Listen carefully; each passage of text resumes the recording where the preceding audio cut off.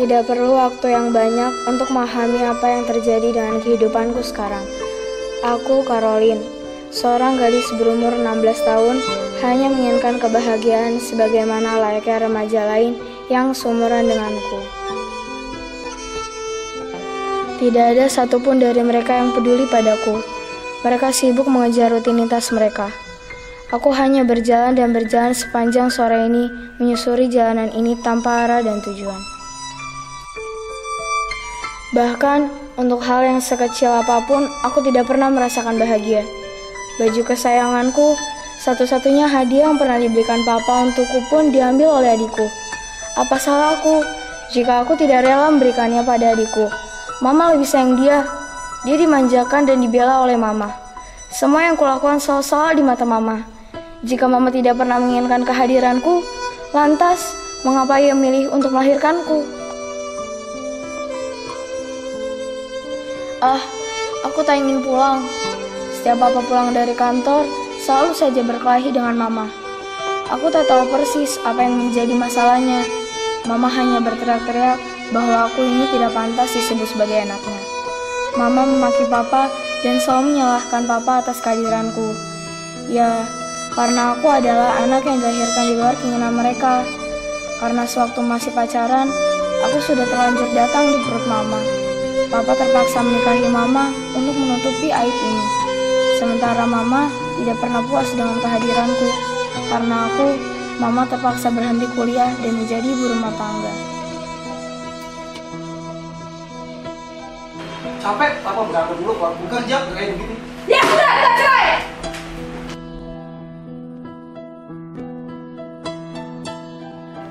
Kepada siapa aku harus menumpahkan keluh kesahku ini? Aku menendang botol minuman kosong itu untuk menumpahkan rasa sedih dan kegalauan hatiku. Botol itu hanya diam tak berdaya, sama seperti diriku yang tak berdaya.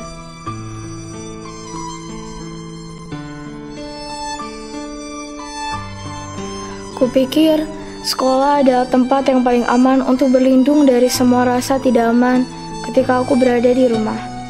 Ternyata aku salah.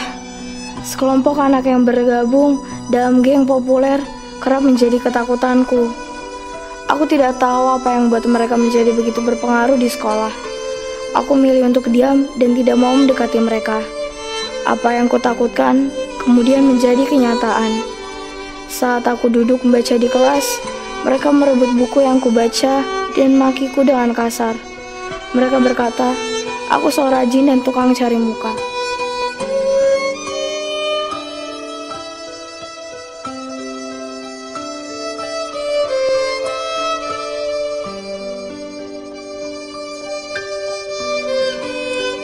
Aku melewati mereka tanpa prasangka sedikit pun. Ketika tiba-tiba, aku terjatuh. Dan saat kemudian, aku menyadari bahwa mereka sengaja membuat aku jatuh. Aku hanya meringis menahan pedih. Aku tertunduk menahan air mataku agar tidak menetes. Aku melihat dunia, hidup berjalan seperti biasa. Tidak ada apapun. Mengapa dunia bisa berjalan begitu santainya, sementara aku menderita di sini? Tolong aku, seseorang tolong aku, pedulikan aku. Aku hanya dapat berteriak dalam batinku. Tidak ada seorang pun yang kehilangan aku. Tidak ada seorang pun yang peduli padaku. Tidak ada. Aku hanya sendirian. Aku tidak berharga. Aku tidak diinginkan oleh siapapun.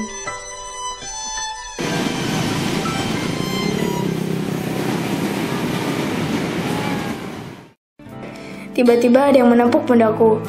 Aku menoleh dengan kaget saat seorang pemulung memberikanku sebuah kalung berbentuk salib.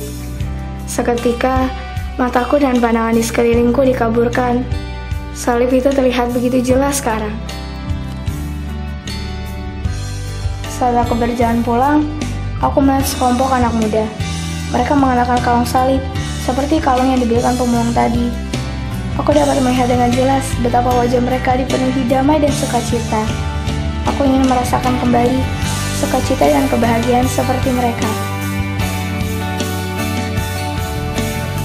Wah, aku bahagia sekali.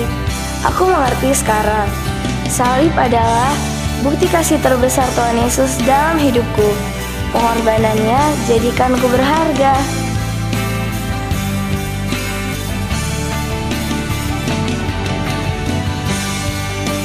Siapa yang tertabrak itu ya? Hah, itu adikku, Catherine. Catherine, kau tidak apa-apa kan? Sejak kejadian itu, sikap mama berubah. Dia jadi lebih lembut. Demikian juga papa, tidak cuek lagi sekarang. Sore ini, untuk pertama kalinya, kami bersenda gurau bersama.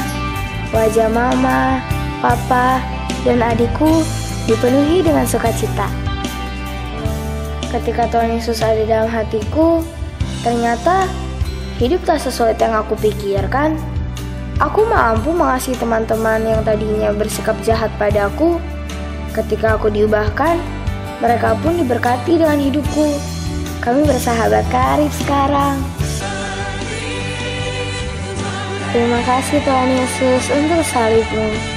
Biarlah aku jadi alat-Mu dan bagi kasih-Mu pada orang lain. Kisah kasih karunia. Amin.